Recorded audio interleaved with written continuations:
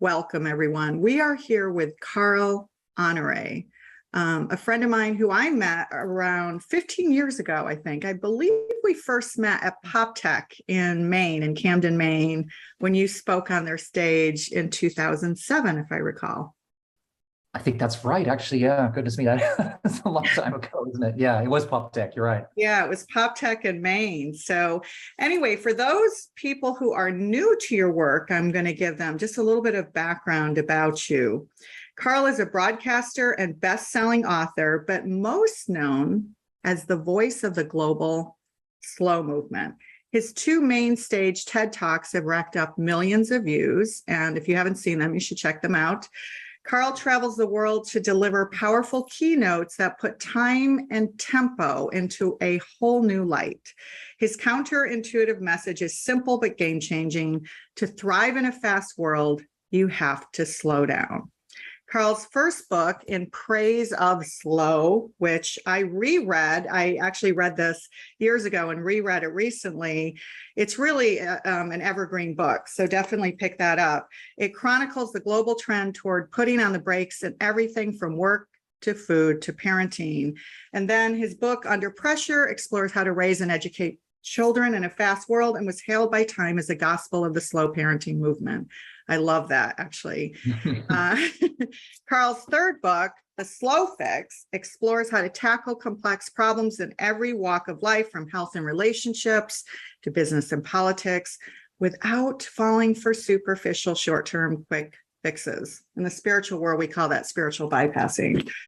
And then Carl's latest book, what's actually not his latest book, but latest book at least out globally, Bolder, Making the Most of Our Longer Lives, explores aging. Thank God for that, because we're all getting older. How we can do it better and feel better about doing it. It's a spirited manifesto against aging. Welcome, Carl, and thanks for being with us today. Thank you very much. It's a treat to be back chatting with you. I'm looking forward to going where this goes.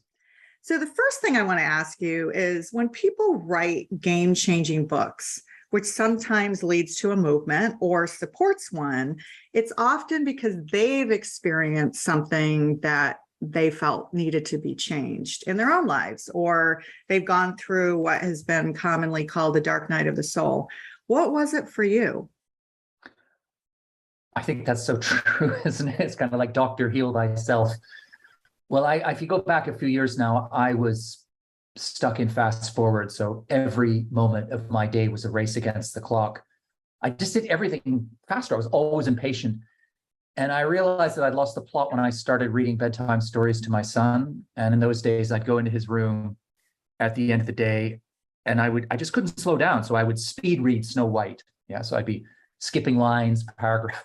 I became an expert in what I call the multiple page turn technique, where any parent you try and sneak 4 pages, but it never works, right? Because the kids know the stories back to front. So my son would catch me out. He'd say, Daddy, why are there only 3 dwarves in the stories? And what happened to Grumpy?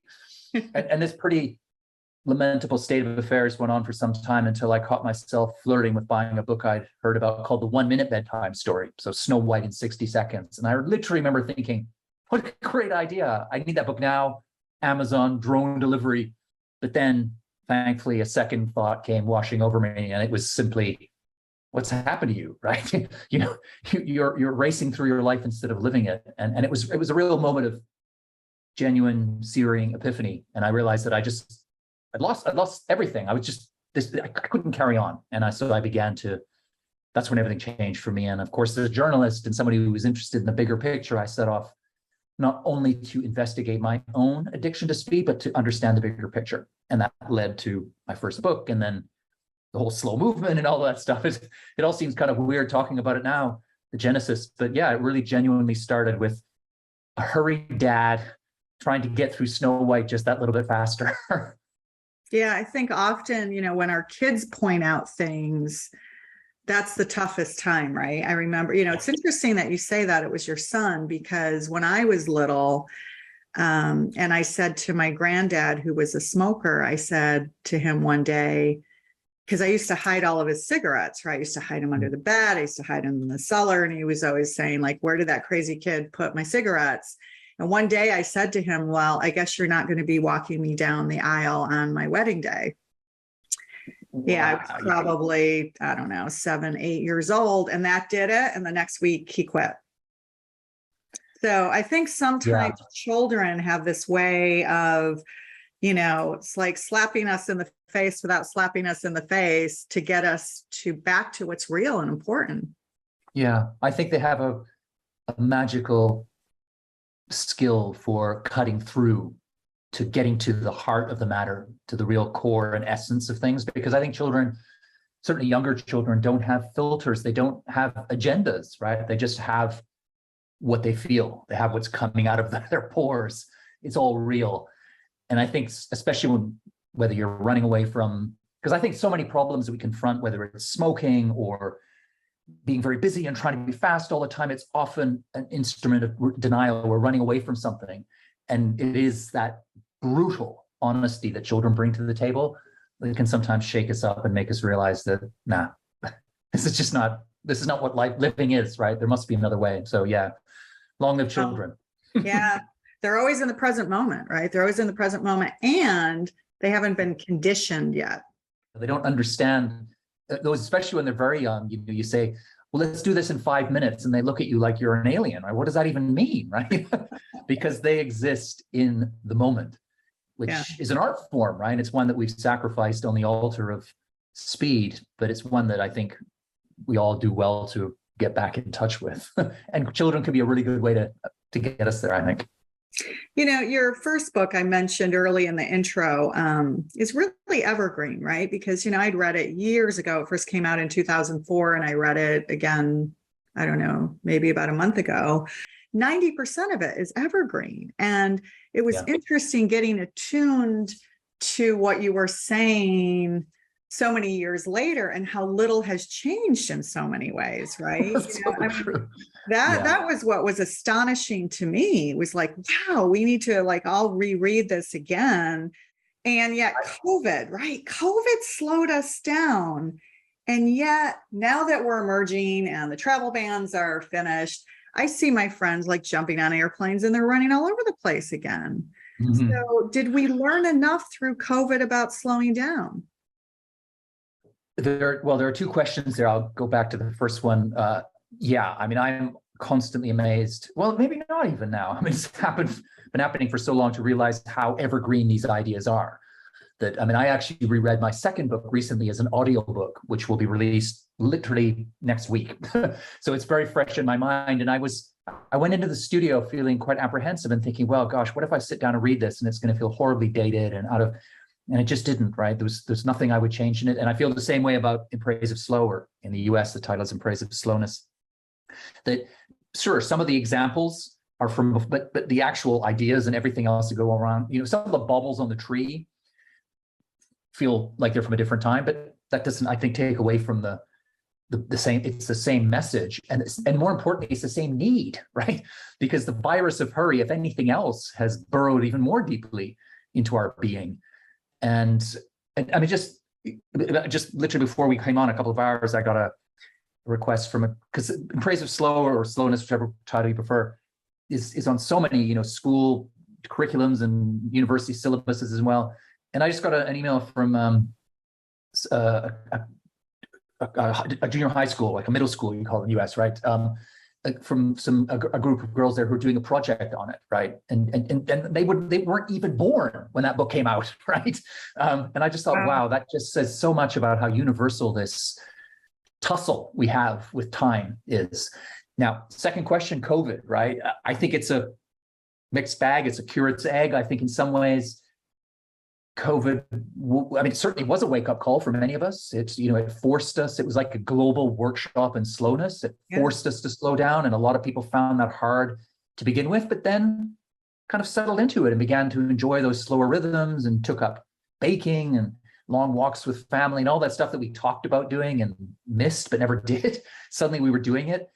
I think as we've come out or are coming out, hopefully, from the pandemic, it's almost like the world is, again, taking two forks. On one side, it's what you described there, people immediately speeding up again. It's like 2 years of pent-up FOMO, and just suddenly they're off to the races, right? Trying to cram everything in that they couldn't do for the last 2.5 years. But I think on the other side, there is that other countercurrent of what I would call slow that was already there, growing in the background in the culture and more in the foreground. I think that has been deepened and strengthened by COVID. And so you're seeing a lot of people coming out of the pandemic hanging on to some of that slow, the good slow that they experienced, whether it's, just rethinking how they sleep, or whether they've taken on a slow habit or routine or ritual like meditation or yoga, or people going for long walks, and walking more and driving less. And you see it in schools having been forced to rethink how to deliver education and realizing that, yes, the screens are useful, but only up to a point.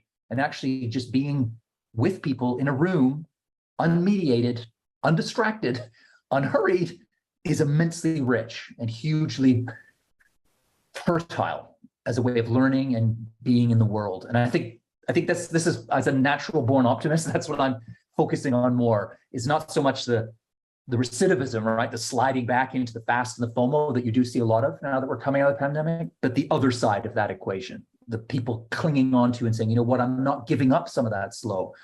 And whether it's, off the back of that, you see a massive push to countries around the world experimenting with 4-day work weeks, right? I think the COVID pandemic has helped push that forward. So there are a lot of things that are happening individually. Collectively, I think the tectonic plates were shifting in a slow direction before the pandemic. They're shifting even more after it. Yeah, I agree with you. I mean, I hope you're right, because, I am seeing things, go back to the way that they were, but I think there's an undercurrent in all of us, that memory of what it was like to be more connected to our families. And, at least in Northern California, because it is so alternative and holistic. And so there was a lot of that, eating differently and awareness about what you eat and put in your body. So, I hope that, that stays, right? Because, Gaia really had time to correct herself. I love the word that you used, fertile, because when we slow down, we have the opportunity, if you like, to regenerate ourselves. And it's the same for the planet, right? You started seeing, right, the pictures of Venice, right? The water in Venice, the skies, right, started clearing up because the earth began hearing bird song in London, right? In the morning. I mean, Mother Nature doesn't do hurry, right? You cannot rush or speed up Mother Nature. And when we try, it always ends in tears. It ends badly. And in some ways, who knows, maybe COVID is an offshoot of that, just messing up Gaia, messing up Mother Earth. And this is the side effect is some terrible global pandemic. But I think you used a word there, which I think is super pertinent here, which is awareness, right? I think that's what a lot of people gained more of during the pandemic, because we just had time. There were fewer distractions often for us. And I think people began to become more aware of what you said there, what we put in our bodies, right? Thinking more about how we eat and nourish ourselves, but not just physically, but how we nourish ourselves emotionally, socially, philosophically, metaphysically, and look at the big emphasis now on mental health and talking about it. That's been a huge shift since the pandemic. So all of these things, I think, feed into what I'm describing as a slow narrative, right? As people realize that, looking back, well, what did we learn and what do we want to keep? It's going to be that awareness, right? That's something that's a lever that's there for all of us to pull, but we lose it. We forget about it when we get stuck in roadrunner mode. Yeah, that's good. I like that, road warrior mode. Yeah. Actually, we're going to do a whole season on mental health. So yeah, this might be a good segue into slow food, right? Because we're talking about that awareness of what we put into our body, and it's not just what we're putting in, but the speed at which we eat. And because we haven't, caught up in some time, you probably don't remember this silly and not so silly chapter in my life where I launched the world's first connected fork. I'm not really doing tech startups anymore, launching. This was like many years ago now. I'm trying to think. It was probably 10 years ago now, but it was like the world's first connected fork, and we had it all over, we got on CNN and ABC News, but the whole idea. What connected in what sense? It was connected to your phone, right? So it was monitoring how fast you ate. That's extraordinary, because that's amazing. There's a thing, an inventor in France a few years ago, maybe 5 years ago, created something called the slow fork. Yeah, which it's is the same. It's exactly the same. that. It's the same team. Oh, it's the same. Oh, right. I have one in Yeah. my kitchen. I've got a slow fork. Yeah, it's the same. I'm sure it's the same because the client was French, so I'm sure it's the Oh, that's same. what. Yeah, yeah. Well, Yeah, he got in touch with me I think just before the pandemic, and we were going to do some kind of big event, and then the pandemic hit and stuff. But he sent me a fork. So because I tell you, I have reconnected with my inner tortoise, and I'm not rushing in anything these days, but I think this is a family thing. Maybe I'm just a naturally fast eater. So every once in a while I will pull out the slow fork just as a kind of reset reminder. I used it probably maybe 3 weeks ago was the last I kind of had it out and stuff. So it's still it's so funny funny that because I didn't realize I'd totally forgotten that you had any kind of feelings with that. That's hilarious. Well, I launched it way back when, but I haven't worked with them in a long time, so I didn't even know whether it was still out or not. But I met some amazing people through working with them. Erica Wides, who was on the Dr. Oz show, and I was, in the green room of the Dr. Oz show with my guest, the fork. Yeah, but I didn't even know if it was still around. But, I think about that a lot because, you live in Europe. And when I used to live in Europe, especially Italy and France, right, you'd sit and you'd have these like 4 or 5 hour lunches and dinners, and the food would keep coming, but you wouldn't eat so much. You would just sit there and enjoy each other, and I miss that living in the States, right? We just eat too fast. So I love, the slow movement isn't just about slowing down and eating slower, but it's also about sustainable food and eating things as close to the earth as possible. What's been your involvement in the slow food movement? Well, I guess I've always been a close friend and ally of the slow food movement. I mean, in some ways, it was the first one to take the word slow and reclaim it as a good thing, to say we're slow and proud, with a capital S, and proud of it. So in fact, in Praise of Slow, or in Praise of Slowness, it's the first chapter is devoted to food. So it just felt like a natural launch pad, starting point for the whole exploration of what it means to slow down in a fast world. And I just think food, it's so quotidian, right? It's something we all experience every day, probably at least 3 times. So it's something that we can all tune into pretty instantly, no matter how battered your palate is by fast food and so on. You can still appreciate, I think, pretty quickly, a delicious, ripe, fresh tomato off the tree. Yeah, there's certain things, good food, well made, is something we can all pretty much instantly tap into. So I think when people say to me, I need to slow down, where do I start, right? Do I sign up for yoga and then run across the street and do meditation? I say, well, that's one way, but that's probably not going to end well either. Start with food, I often say, just take more time over what you eat, how you think about the food, how you prepare it, how you consume it, and with whom you consume it, right? Because so much eating, especially in somewhere like the United States, is lonely. It's solitary. And food really comes alive when we break bread together, right? I mean, that's why the word companion comes from the 2 Latin words compane, right? With bread, because it's when we break bread together that we are at our closest, right? We're our most companionable. So I think whenever anyone says, where do I start, right? I think food is it's there for everyone, right? As a way in. Yeah, because I think if it feels too big, like, even global warming, right? If it feels too big, people aren't going to do it.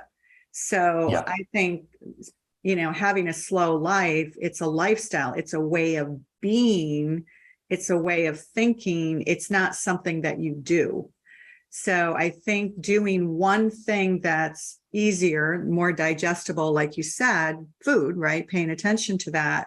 Suddenly, going back to that word awareness, we become more aware, the juxtaposition between how we used to eat and now how we eat. So that kind of seeps in, because, if it is a way of being and a way of living, you've got to start somewhere so that you have the awareness from the before and after. Yeah, I think you start off somewhere. You start with small baby steps. I mean, slowing down is slow, right? It takes time. This is one of the ironies, of course, is that everybody wants to slow down, but they want to do it really fast. They want to have the inner calm of the Dalai Lama tomorrow morning, but it just literally doesn't work that way. You have to it's like turning a super tank around. If you've been stuck in fast forward, living like a road runner, you don't just snap your fingers and suddenly you've got it all slow by the afternoon, right? There's going to be withdrawal symptoms. You're going to have to take some small steps, one forward, maybe one back, and then a couple forward. And it's a process, but you get there. But you only really get there if you start, I think, with baby steps, small things that are easy to do, like food, or just, turning off your phone, or little stuff like that. You start very small and then build up. And then after a while, it stops being acts or hacks or practices and just becomes your way of being in the world, right? It just becomes the chip that's plugged into your mind slot, right? It just becomes the way you are. But that takes time. It's worth it, but it takes time. Yeah, I love your point about a step forward and a step, maybe even two steps back, right? Yeah. And actually not judging yourself for it. I was cracking up because I know you. And that point in one of your books where you talked about, you're implementing all these things, and then suddenly, this age-old problem of your back, right? That was the one thing that you hadn't paid attention to, and you're still like, it's everywhere else, but okay, so you got your fix at either, I think it was the chiropractor or acupuncture. It was an acupuncturist, acupuncturist, right? And then you're like, well, I feel better, so I'm done. Yeah, exactly. Yeah. That's a great example. Not walking the talk there, definitely not. It's important not to beat yourself up or judge yourself too harshly. We are all flawed. No one is perfect. No one is a paragon of slow, right? I mean, I've been at this for many years, and I go too fast sometimes, right? I will, it's not like anyone gets it all right all the time. I'm sure even the Dalai Lama goes too fast sometimes, right? So it's just bear that in mind. If you fall off the slow wagon, just dust yourself down, get up again, climb back on, right? Yeah, no, I think that's really great advice, because, if we beat up on ourselves like, wow, oh my God, I'm not even paying attention, I did this with my back, but you had the awareness. And I think that's what the process that you speak of does for us. When you're in a process, it's like, ding, ding, ding, wow. Yeah, I had that awareness and I'm not doing it. And you can't change things unless you have the awareness. Yeah. I mean, you can, but it's just short-lived and superficial, right? It's just ephemeral. But if you've got to have the awareness, that's how you anchor any kind of real change. And once you make that seismic shift, then the change becomes a whole lot easier. I mean, that's the delicious paradox in some ways of it all, right? But once you get that one piece right, the sort of awareness, I think things fall into place. And that it needs to be sustainable. So let's move into a topic that has my goat, even though I'm a part of it, and that's technology. So that's one of my toughest ones, largely because, we need our phones. And when we're dealing with global people in our work, right? I mean, you're in London, I'm in California, right?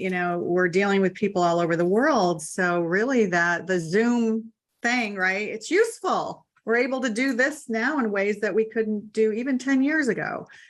I think the first book that was written in 2004, I believe that's around about the time I'd moved to Silicon Valley. And so I was always plugged in, right? I was going to every single tech event and had my phone, and everyone's checking in with me. Renee, where's this party happening? And I was kind of like Grand Central.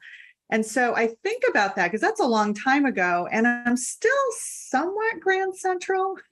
Like I don't go to my phone first thing in the morning anymore, by the way. I don't do that. So that's like a big shift. That's already a great leap forward, right?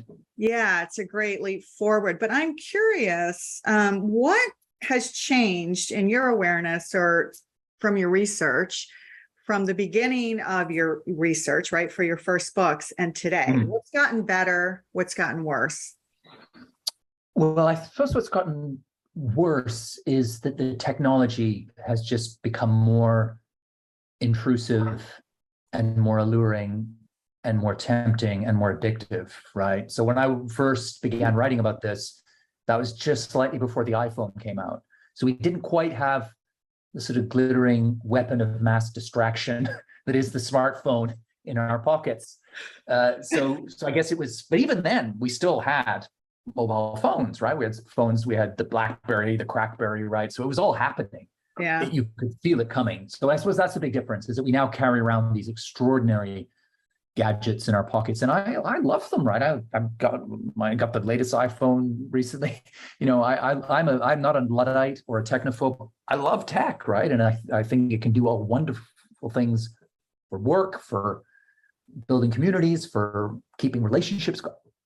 I couldn't live without my phone. But what's different, I think, and what I think not just in my life, but what's happened in the culture along the way, is that we've realized that you can go too far, right? That it's the real secret sauce when it comes to getting the most out of your tech is knowing when to be on and when to be off, right? When to go to a screen and when to turn away from the screen, when to lean in, but when to lean back sometimes, right? It's sort of getting that balance, I think. And it's hard because, not least because in Silicon Valley, all those companies that are making the tech have brought in some of the brightest, sharpest minds in psychology to make those gadgets and those apps incredibly addictive, to turn them into crack, cocaine for us, right? So we're up against this, tech industrial complex, which has really got its interests at heart more than ours. So that's a tough one to unravel. But I do think at the same time, the culture has moved a long way towards realizing tech, great, got some uses, but wow, we need to put some boundaries down. So you're definitely you see it at the macro level with whole countries like France passed a law, was it 2 or 3 years ago, giving employees the right to disconnect, literally enshrining the right to disconnect, not have to check work messages outside office hours. In companies, I think, larger companies and so on, not all companies, but that's a big statement to make. And France is not alone. Other countries, Ireland is looking at doing a similar law. So that's a very big macro change. But at the micro level, you find all kinds of changes people making. You just described one there, not looking at your phone first thing in the morning.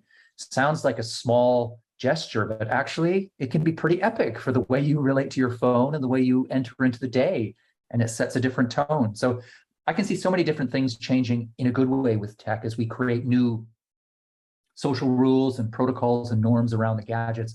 But there's one, you've probably heard of stacking, right? That there's this ritual that young people have come up with. I've seen it. You see it a lot in London. I saw it in New York. I was in New York last week. Actually, I saw it in Brooklyn a couple of times.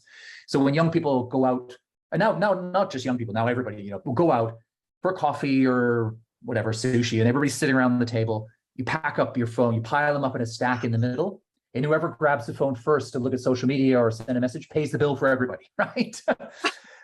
which I think is just a wonderful, sort of fun, quirky, cheeky way of saying, we have this moment here together now. We'll never have this moment again. Why ruin this moment by trying to be in 4 other moments at the same time? Let's just slow the heck down, right? Let's just push pause for the hour we're together. And what really lifts my spirits when it comes to something like stacking is that that's a ritual that's been forged not by baby boomers who didn't grow up with screens, or even I'm Gen X. I didn't grow up with screens. That comes from whatever they are, the digital natives, right? Coming up with that, they're coming to the same conclusion, which is, TikTok's a lot of fun. Can't live without Instagram. I want to have my news update, but not always, right? So I think this is it. This is what happens when a new technology comes along, especially one that's so addictive as the kind of information technology that we carry around with us. Takes time. We always go overboard. The pendulum swings too far one way. We have to pull it back. We're doing a lot to pull it back now. So I'm a long way from losing heart. I think we will forge a much more balanced relationship with our screens and our smartphones. I can see it happening in many, many ways already. Yeah, I think stacking is great. I had a meltdown just yesterday with my editor and my other half, right? We're just sitting there on the couch, talking about, the book that we're working on, whatever. And, I'm typing some of the input that had come in, and I looked up and both of them were on their phones, and Anthony was scrolling through Instagram, and I had a meltdown. I was like, you've got to be kidding, right? So I spoke up and was pretty vocal, and I said, no. The 3 of us are sitting here. I'm not going to be, in a situation where we're out in a restaurant. We're always looking at the people who are on their phones. It's never going to be us, right? Yeah. So, there's a word for that, right? The word phubbing. Phubbing is snubbing somebody by looking at your phone, right? So we even coined a word for it to describe what you went through there. And it's Oh, so yeah. common. It's so It wasn't a common. look. I spoke up.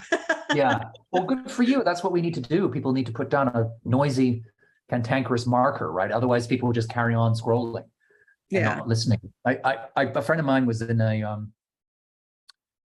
kind of therapy session with her therapist in London a couple of months ago, and she was, they were working through some difficult stuff about her childhood, and she said something, and there was sort of silence from the therapist, and then she said it again, and thought, she looked back, and the therapist was looking at his phone in the middle of a session, digging into her, some trauma she'd had with her mom, and you just think, whoa. I mean, it's just, people have forgotten where to draw lines and have boundaries, and yeah. So That's it. That's incredible. Just like you, my friend gave him a piece of her mind, right? And I think she probably won't go back to him. So there you go. People have to push back. Yeah, or just say, well, I guess that this session is on the house. Yeah, exactly. Right? I mean, let's be clear here.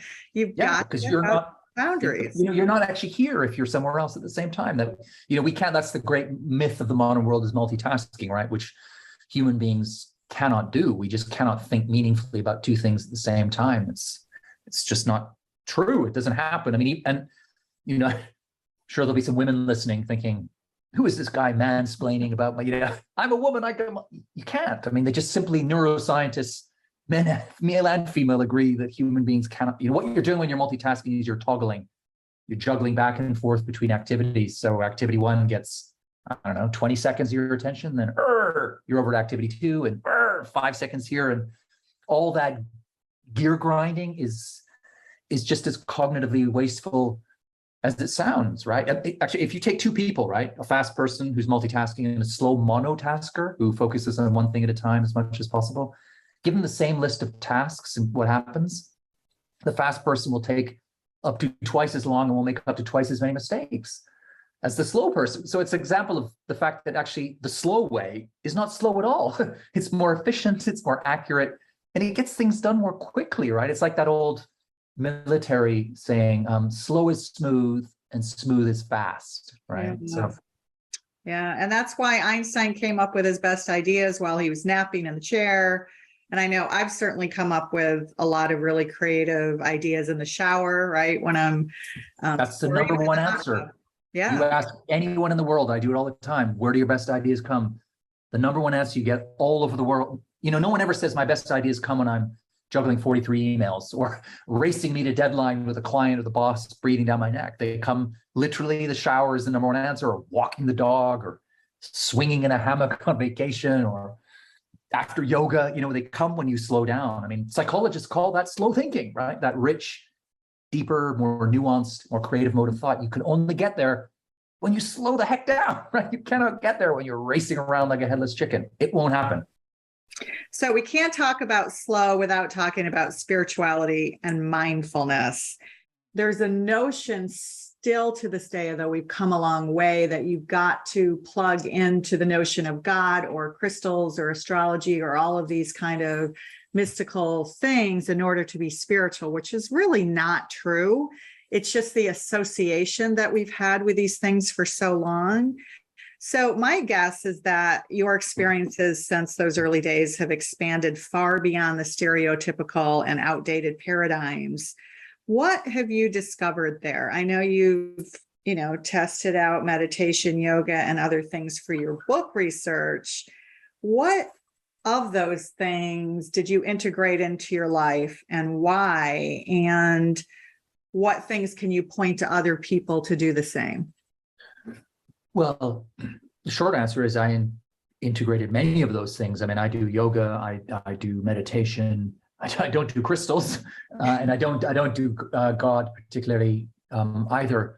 But I feel like, I think I say this somewhere in the book, that the spirit is slow, right? By its very nature, spirituality, you cannot accelerate enlightenment. You don't speed up the spirit, right? These things, it has a natural rhythm and tempo and arc to it.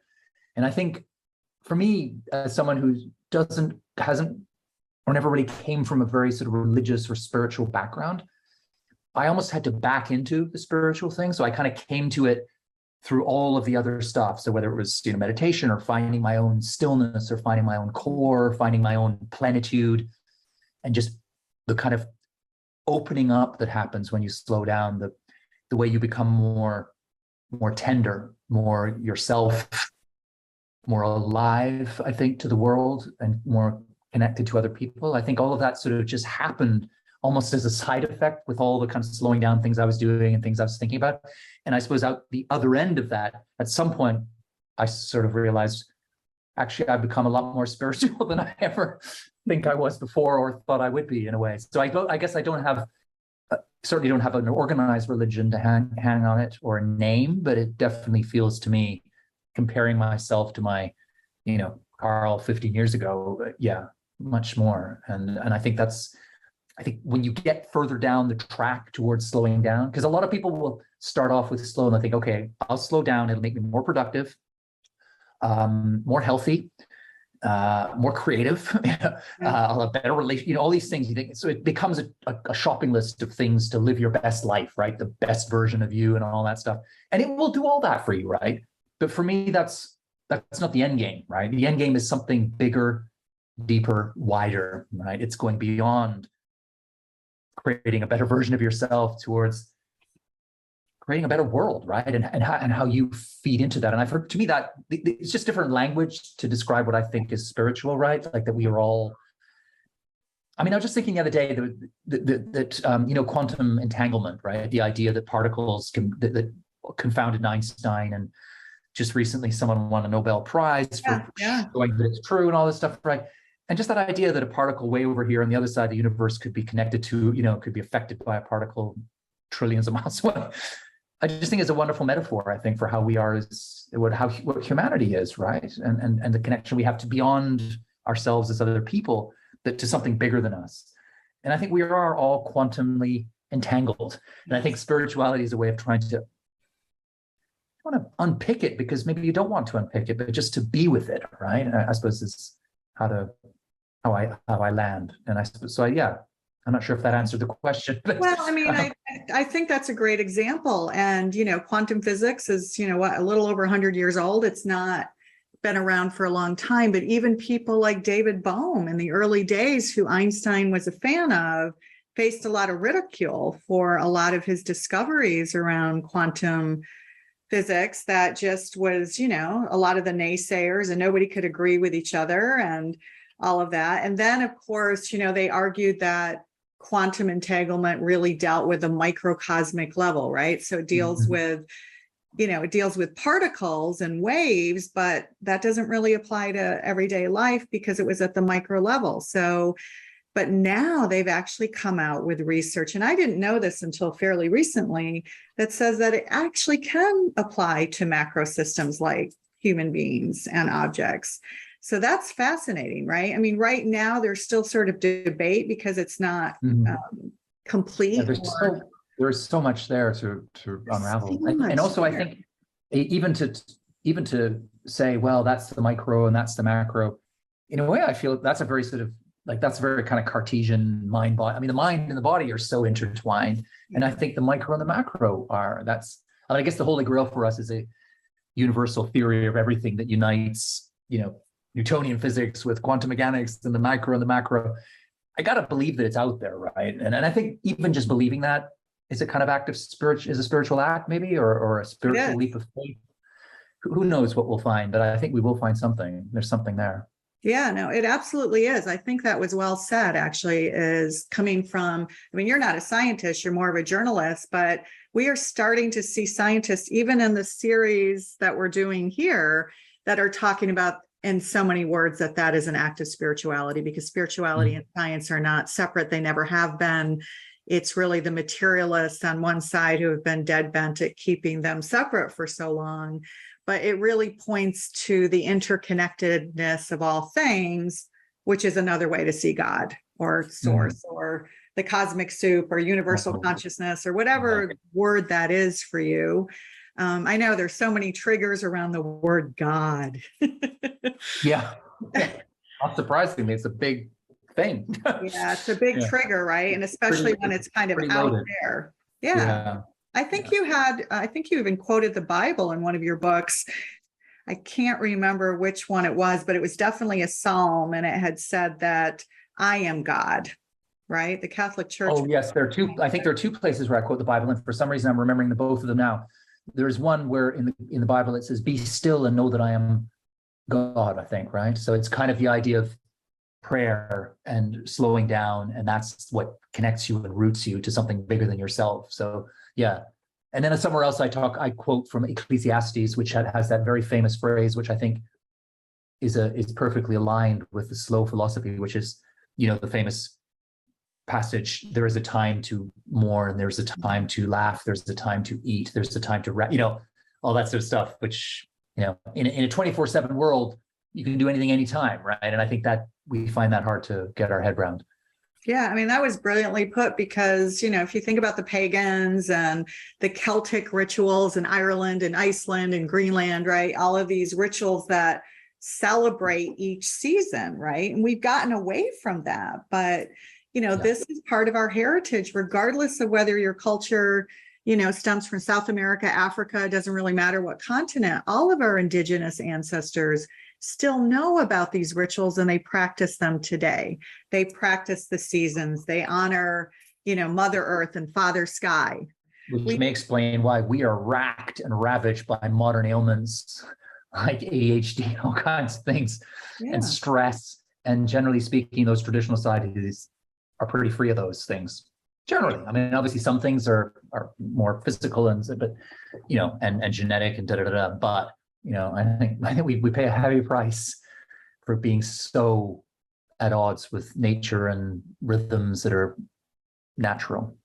Yeah, our ancestors knew that, and our indigenous brothers and sisters today on every planet still practice it, right? So that's why I think there's this surge of ayahuasca journeys and frog medicine and mushroom journeys. I mean, particularly where we live, right? In Northern California, there's a lot of that. Yeah. I think this is a crying out to slow down and not knowing where to start.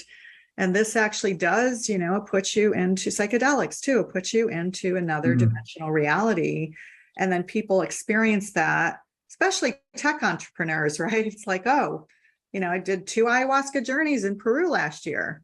Right. That was not a conversation that happened in Silicon Valley 10 years ago. Yeah. Yeah, I think it's quite telling that it's often Silicon Valley people, because Silicon Valley is predicated on such a materialist binary view of the world, right? It's code, right? Everything can be rendered as an algorithm.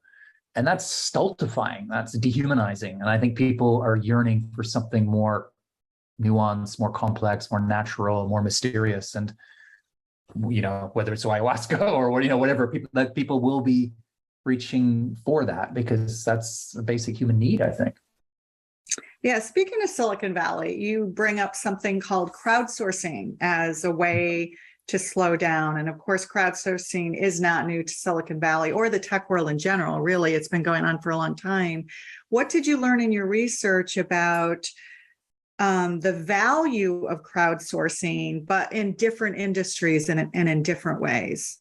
Yeah, I think it's one of those, it's an example of, can be a kind of example of careful what you wish for, right? I mean, it's not a panacea. It's not the solution to every problem, but it can be an immensely powerful tool, I think, sometimes to tap the crowd, the wisdom of the crowd. It's as long as you're balancing that off against the fact that the crowd is not always wise, right? Sometimes the crowd is just flat out wrong. So if you come with that skeptical filter, I think there are particularly targeted moments where in any industry you can tap the crowd and get some useful feedback, some useful insight. But what you want to avoid is becoming a slave to the crowd, and whether that's via a tech algorithm or a political party or whatever it is, right? And the crowd is sometimes horribly wrong. So I think if we just come at it with that spirit of thinking, okay, let's just go in there and see what the crowd can do for us, but be aware that the crowd may be way off target, then I think that's a useful thing for solving problems in any walk of life.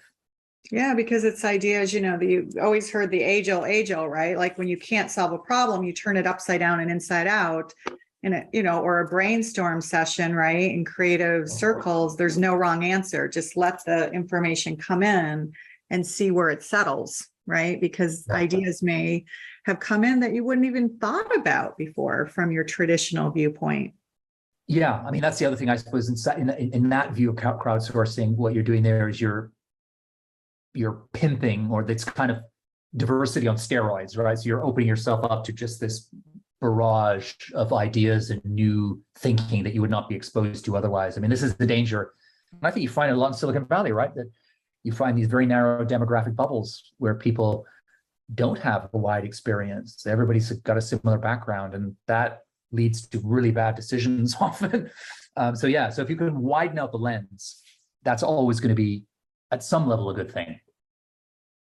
So two other things I want to talk about, because I know we're coming close to an end here, but I want to talk about the brain and neuroplasticity, or also known as brain plasticity, which is the ability of neural networks in the brain to change through growth and reorganization.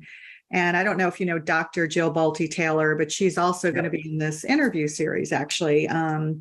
And she speaks about this, obviously, in her latest book. So we're now learning that the brain's neurons can rewire and reorganize, which is pretty wild, right? You quote Rex Young, a professor of neurosurgery at University of New Mexico, in your book, who says that you have fewer breaks on your frontal inhibitors and you're always able to put things in a more novel, useful ways. And I thought what was interesting from his research and his feedback and the research in your book, that he was saying that we see an increase in people's creative undertakings when they retire, but it's not just because that they have more time, but it's because their brain organization has changed. Now, I know you're not a scientist and I know you're not an MD, but is there anything that you can just add to what you have learned just through your research and maybe just even observation of people?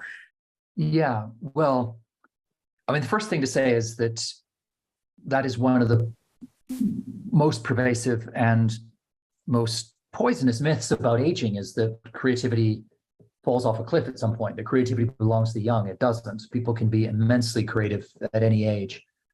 And on one hand, some forms of creativity rely on two things that only aging can confer: time and experience, right?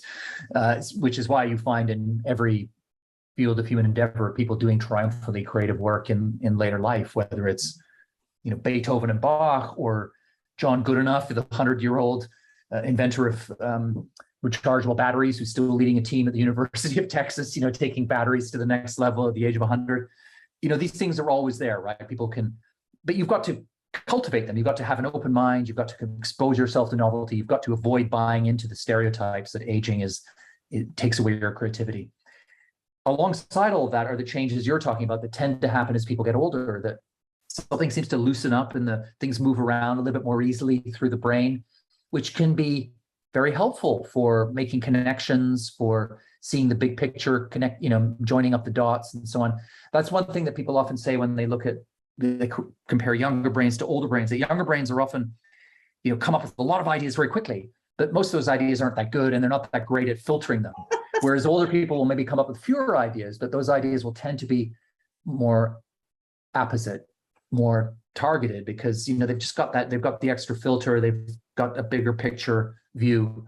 So what you really want to have in any organization is a mix, right? You want the young and the old. You want everybody, right, to come to the party. To be the most creative teams have a range of ages. But I think the thing to hold on to in a world that's so enthralled to the cult of youth and regards aging as a chamber of horrors or some downward hellscape slope is that it's not over, right? It's never over. You're always able to, like, there's a great quote from Maya Angelou, which is, you can't use up your creativity. The more you use, the more you have. And I think that's something that we should all hold on to, that keep using it, keep testing yourself, keep trying out new stuff, just go for it. And those muscles were, think of it as a muscle metaphor, right? The brain is not a muscle technically, but think of it in that way, right? You keep it going and the neuroplasticity will kick in, and the natural changes we talked about there will be even more rich, and you can go on lighting it up creatively right the way to the end. Yeah, as they say, if you don't use it, you lose it. In so many ways, that's true, isn't it? Yeah. Yeah. So aging in the book, bolder, right? I love that you're focusing on aging, because as we all age, right? I mean, we met when we didn't have any gray hairs in our head when Yeah, I first met I got you. plenty of them.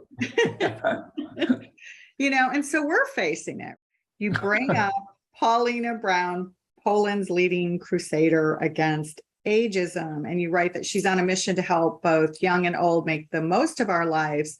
And I love this part, because she felt that even the word aging means becoming useless and invisible. And I think that that's really true for how a lot of people feel, right? They feel, Definitely. I think it's changing. It's definitely changing, right?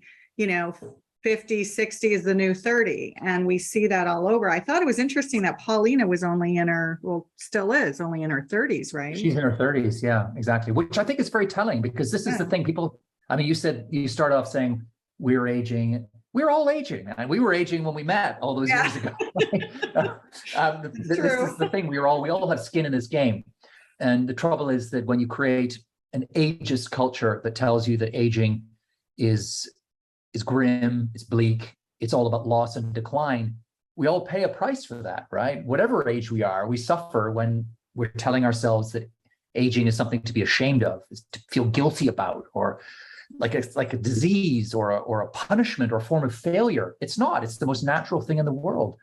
And if you embrace it, you actually do it a whole lot better, right? And that's one of the things that I found most startling in the research I did, was that ageism, like buying into the cult of youth, that the studies are really clear on this, that if you think that aging is a downhill spiral, then there's a very good chance it will be, right? You increase your chances of suffering from physical and cognitive decline, getting dementia, or even dying up to 7.5 years younger, right? So just think of that, 7.5 years of life sacrificed on the altar of what? Some crazy wrong notion that life ends at 30 or 35, or it's absurd. I mean, ageism, like buying into the cult of youth, is the ultimate act of self-harm.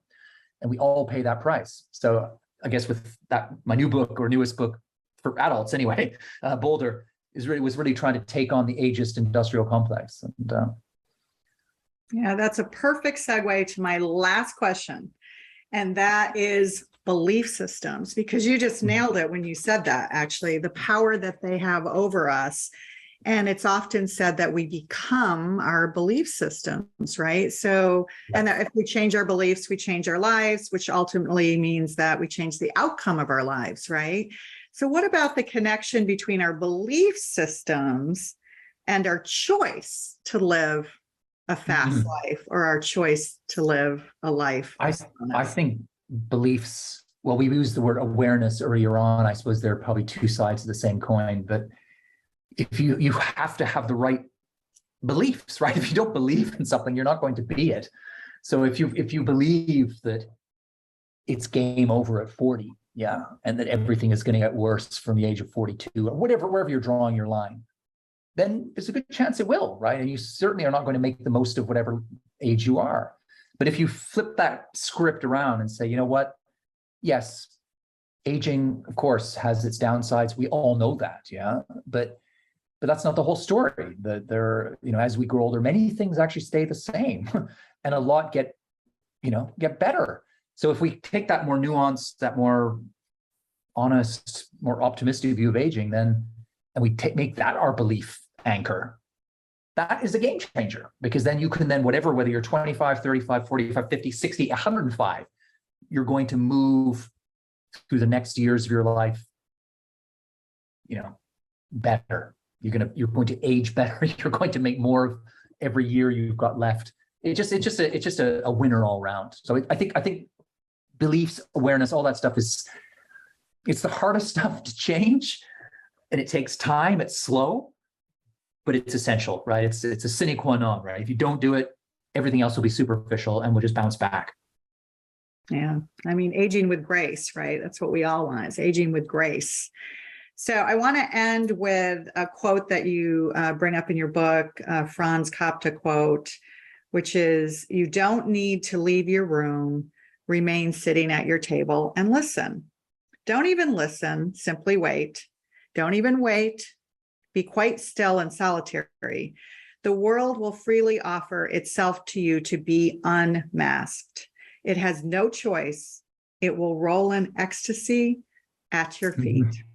I just love that quote. That quote. Yeah, I just Yeah. love that quote. So, wow, we touched on a lot of things today, but before we end completely, I want to give you an opportunity to tell people about what's coming up. I know you've got It's the Journey, Not the Destination, which is out in the UK and other countries now and coming to the US in 2024. So if you want to just tell us a little bit about that book and then any other things that you're working on, events. Yeah. Well, the book, yes, It's the Journey, Not the Destination is my first children's book, and it's about slow travel. So it's for age 7 and up, and it's kind of, it's teaching children to be present and alive to the moment, tread lightly on the planet, embrace the world and all its richness and wonder, all that stuff. And it's kind of got 40 journeys, all around the world. So 10 of them are bicycle, 10 are walking, 10 train boat. So it's about moving through the world with less haste and more awareness, let's say, so that you savor the small details and fine grain that make each place unique. And it's kind of like, it's exciting I'm, as a parent and a writer, you always think, I'd like to write a children's book. This just kind of fell into my lap in the pandemic as an idea. And it's just been such a joy to write it, writing for a younger audience. I'd love to do more. So that's out. Yeah, as you say, that's out now in the UK. It's coming out in other languages around the world. But just because of the way publishing works, North America, US, Canada, not till early 2024. But you can still get it online from the UK.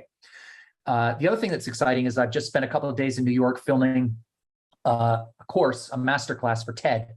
So TED has created its own version of masterclass, a school. And my course is called How to Slow Down, not surprisingly. So that's going to drop in early 2023.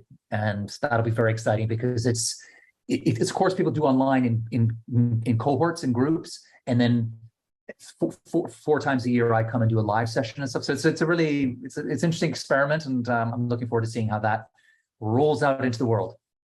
Well, yay. So we'll definitely put a link to that where people can find out more about it. And on the subsequent pages, we'll put links to all of your books where people can purchase them and find out more about your work, your website, and anything else that you've got going on. So with that, thank you so much, Carl. This has been amazing time together.